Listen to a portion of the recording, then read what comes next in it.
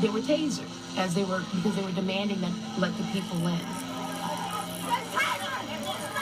The council, I think it's pretty obvious now, made their decision to allow the Housing and Urban Development Office to move forward with demolishing those houses that were structurally sound, that people could move back into, that people had been working and organizing themselves for years and trying to get the housing authority to do better maintenance and security improvements at these sites.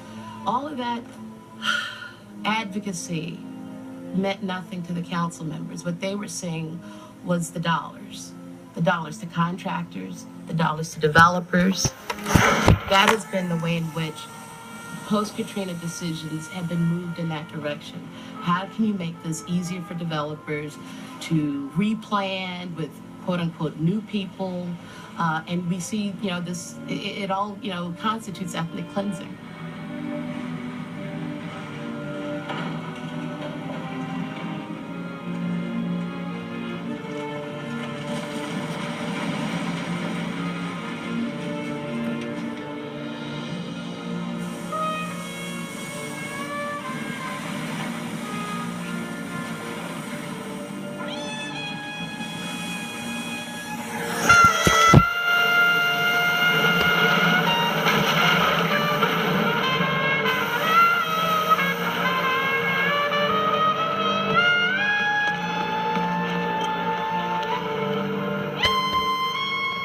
I believe that prior to Katrina, public housing in the city of New Orleans was atrocious.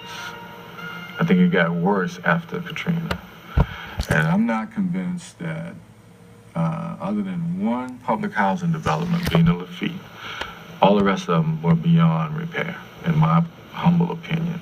Lafitte probably could have been saved, but it would have been astronomical as far as the cost. The shell was solid and good, but all the internal wiring, all the internal plumbing, everything would have had to been, done from scratch. You could not have closed Lafitte down when people were in it. And somebody said, ooh, they're gone. Now's the time, close it down. And unfortunately, you don't have as nuanced a dialogue about social issues here as you do in some other cities.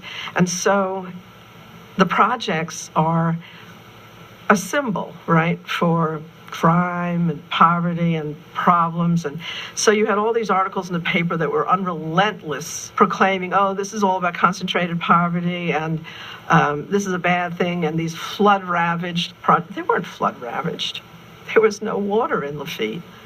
They could have been opened. But Alfonso Jackson up in HUD in Washington wanted to take them down because there's a national policy to get rid of public housing. So we said, ooh, this is the time to do it in New Orleans because otherwise they couldn't have done it. If anybody cares about people having decent, safe, and sanitary places to live, I do. We should not put them back in the drug-infested, killing-infested environment that they came out of. And anyone who says that really don't care that much about these people. And I will say this today, that, it baffles me that people say, well, HUD does not want the residents to come back, specifically because they're black. Well, I think this morning I woke up and I was still black. Tearing down the projects probably was not a bad idea per se, because subsidized housing in that manner just didn't work. But you've got to be able to marry some empathy and understanding with the new plan. If you just want to knock down the projects and put up townhouses and bring a certain type of person to this city, you're not going to have this city anymore, because the culture of the city came from poor black people.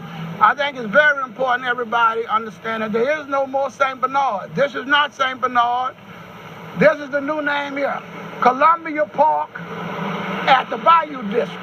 This is a former public housing site. It was demolished in December of 2007, and it's being rebuilt as a 990-unit mixed-income redevelopment, encompassing the 55 acres of the former St. Bernard housing project, and then hopefully some additional acreage on the other side of St. Bernard Avenue to kind of reduce the density of the entire development. But this is a one-third mixed-income redevelopment.